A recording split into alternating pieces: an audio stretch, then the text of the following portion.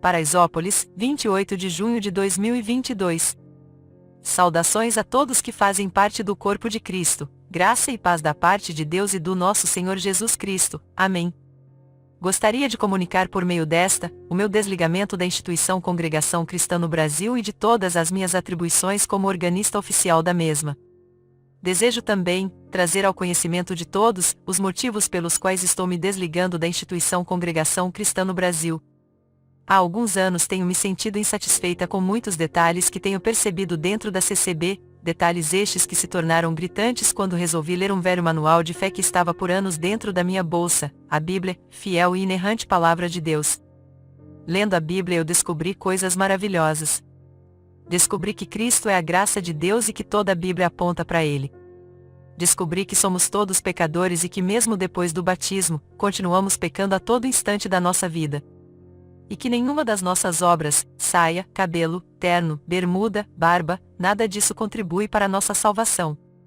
A fé sem as obras é morta, Tiago capítulo 2, versículo 14, logo entendi que as obras são consequências da fé, mas são infrutíferas para a salvação.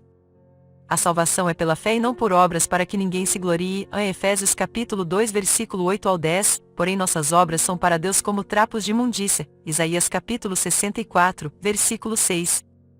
Fiquei muito confusa por saber que tudo aquilo que eu ouvi nos púlpitos da congregação, que eu acreditava ser imprescindível para a salvação não fazia diferença nenhuma para Deus.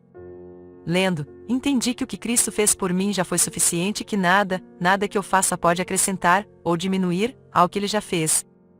Então percebi que na congregação cristã no Brasil, muitas coisas estavam distorcidas e não estavam em conformidade com a Bíblia.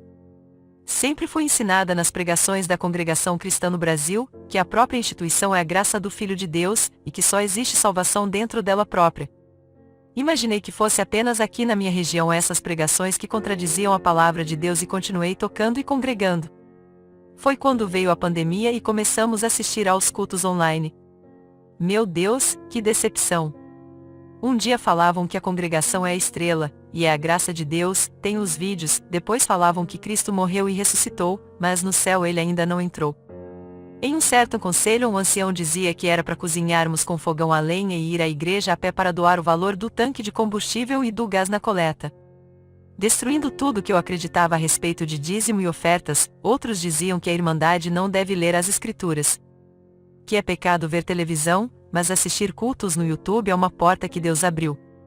Deus havia revelado que a ceia é no mesmo cálice para todos, mas depois da pandemia, Deus a revelou que a congregação deve fazer como as demais religiões, antes, denominadas de seitas pela própria congregação, e tomar em copos individuais.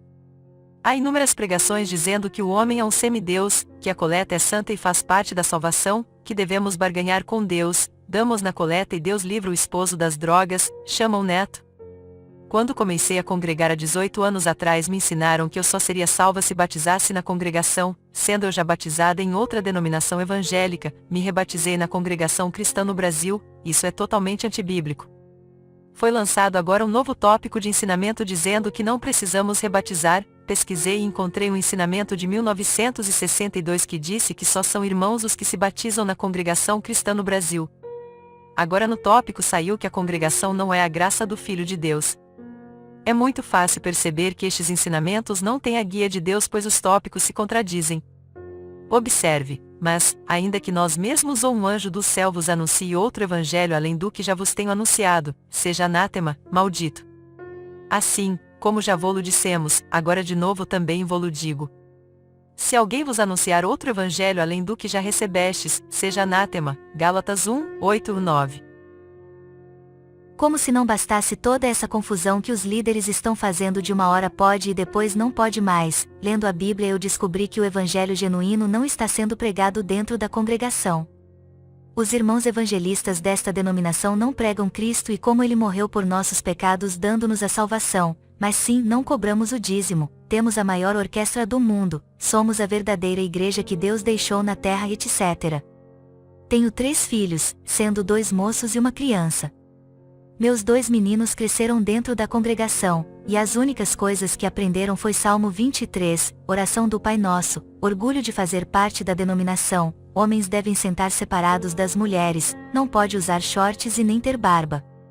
Prometi a mim mesma que se tivesse outro filho, jamais criaria dentro da congregação, pois queria ensinar o verdadeiro sentido da cruz.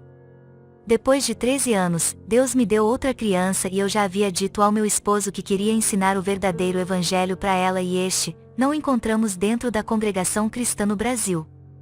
Porém, os meses e os anos foram se passando e fomos procrastinando nossa saída. Mesmo vendo as heresias e contradições saindo dos púlpitos, tanto na nossa comum como nos cultos online, acabamos ficando por mais algum tempo. Mas estive congregada quando o irmão que atendia o culto pediu para o cooperador de jovens encontrar um determinado livro da Bíblia para o testemunhado. Passaram-se os minutos e o cooperador de jovens simplesmente não encontrou o livro.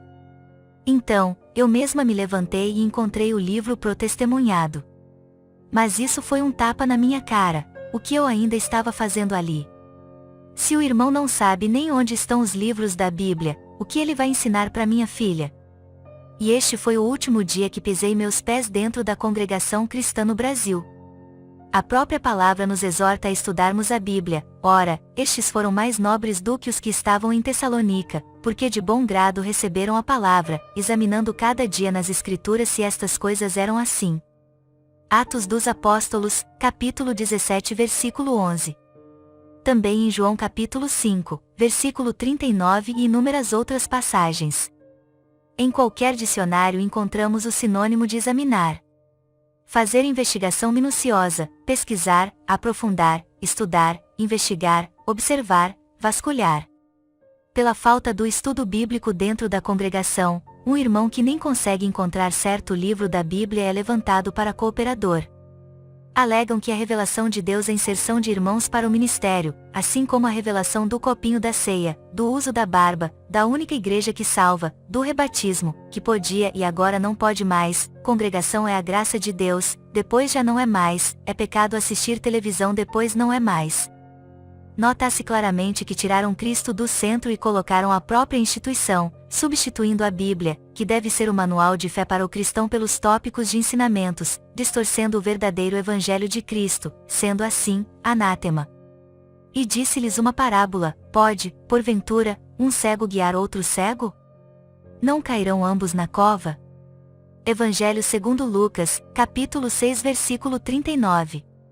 Portanto, entre a instituição ou a Bíblia, eu, Karina Faria Lima Machado, ex-organista da Congregação Cristã no Brasil, fico com a Bíblia, pois toda a Escritura é divinamente inspirada, e proveitosa para ensinar, para redarguir, para corrigir, para instruir em justiça.